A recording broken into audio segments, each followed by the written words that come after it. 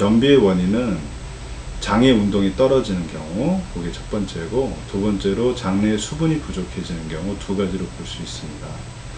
일상적으로 우리가 변비를 유발시키는 또 원인을 보면은 우리가 식습관이 안 좋거나 배변 습관이 안 좋아서 위하고 장이 같이 나빠지는 경우를 볼 수 있고요. 그 다음에 소화제라든가 그 다음 제산제라든가 그 다음에 설사약을 자주 복용한다거나 이런 경우로 인해서 위장 기능이 나빠지는 경우도 변비를 유발할 수 있겠습니다. 그 다음에 이제 만성적인 당뇨병이라든가 내분비 질환을 앓는 경우, 신경성 질환을 앓는 경우에도 또 변비가 유발되고요. 여성분들한테는 좀 다른 경우인데 생리 중에 혈이 모자라거나 그 다음에 임신 중으로 혈이 모자라는 경우, 그 다음에 무리한 다이어트를 해서 체내에 수분이 모자라는 경우도 변비를 유발하게 됩니다.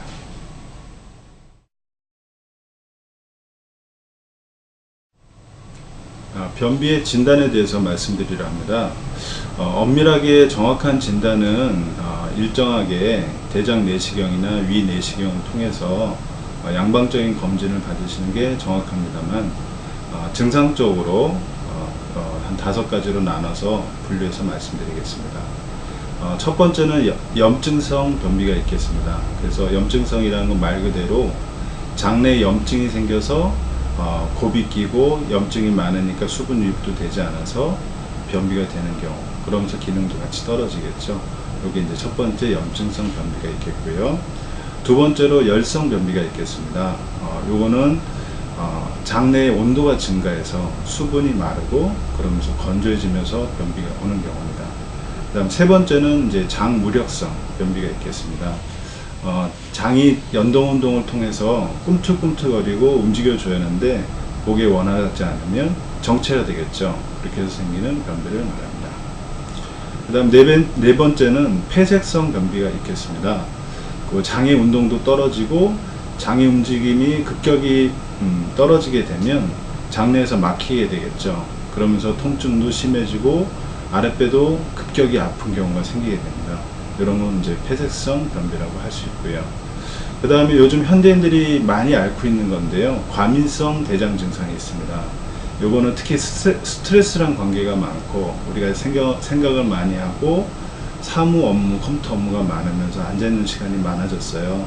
그래서 심리적인 상태라든가 업무적인 과중함이 몸의 장에 영향을 줄 때 장의 상태가 나빠지고 변비와 설사가 교대되는 경우, 이런 경우는 한 2~3개월 동안 지속된다면 과민성 변비로 진단해도 되겠습니다.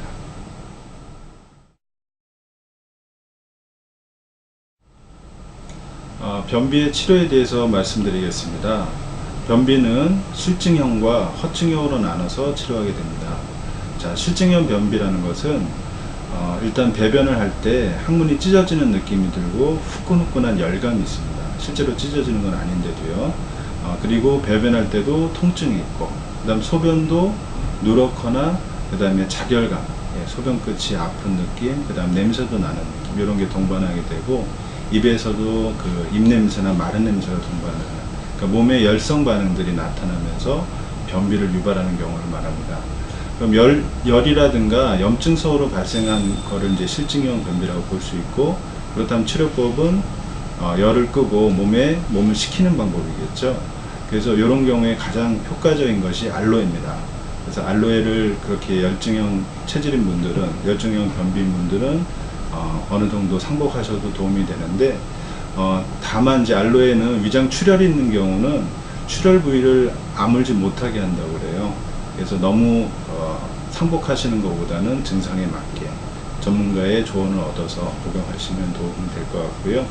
그 다음에 막혀있고 그럴 경우에 빼낼 때는 복숭아씨, 우리 한방용어로는 도인이라고 합니다. 이런 약재를 쓰고요. 처방으로는 지황탕이라든가 백호탕이 동의보감에 기본적으로 등재되어 있는데, 단순하게 이런 처방만 쓸 것은 아니고 여러가지 위장이나 대장 상태, 또 아까 말씀드린 스트레스나 심리 상태를 고려해서 치료에 임해야겠습니다.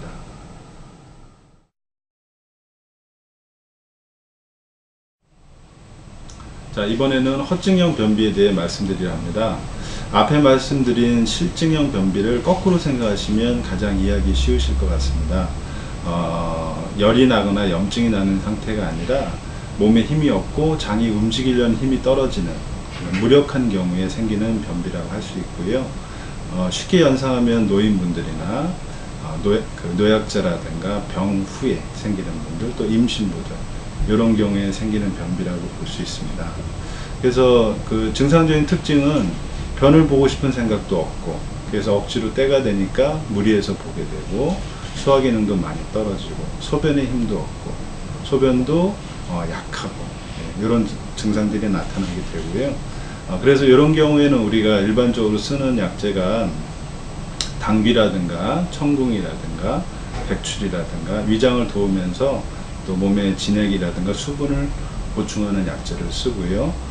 처방으로는 보중익기탕이나 건중탕, 이런 처방을 쓰는데, 역시 세심하게 몸 전체적인 체질을 감별해서 처방에 임해야겠습니다.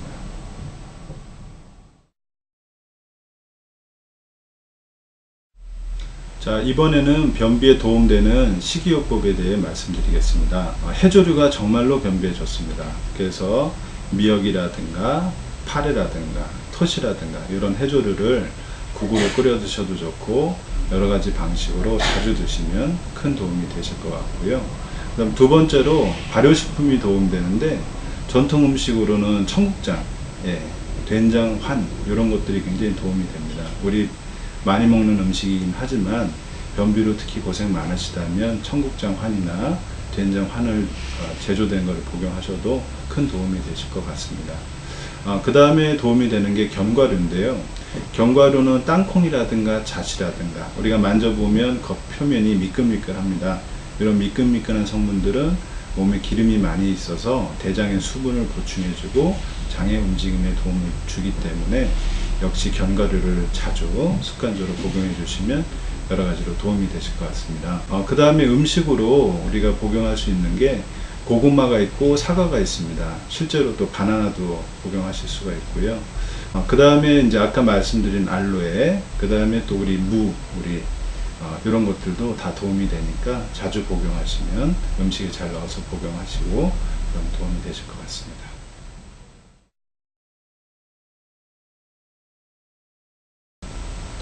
자, 변비를 극복하는 좋은 습관에 대해서 말씀드릴게요.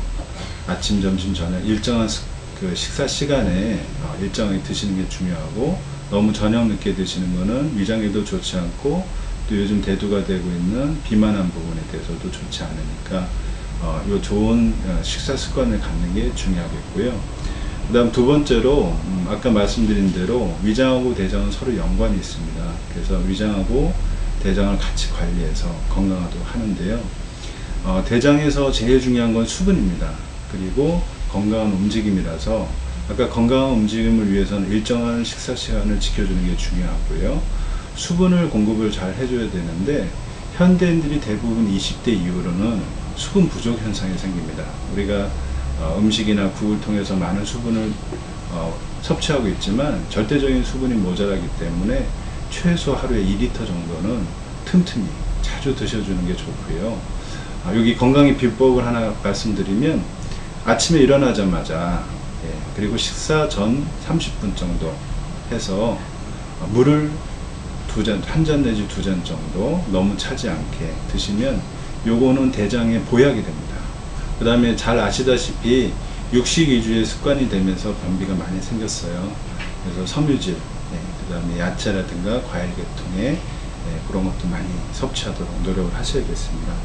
그 다음에 배변 습관도 정말 중요한데요. 대부분 화장실 가실 때 신문이라든가 잡지라든가 이런 책을 가져가시는 경우가 많아요. 그래서 뭐 30분이고 오래 앉아 계신 경우가 있는데 정말로 변비에 안 좋은 습관이십니다. 변이가 있을 때 조금 미진하더라도 바로 끊고 나오고 바로 보는 습관을 들이시면 나중에 장에 리듬이 생깁니다. 그러면서 건강해지니까 이 습관을 꼭 챙겨주시길 바랍니다. 이상 마치겠습니다.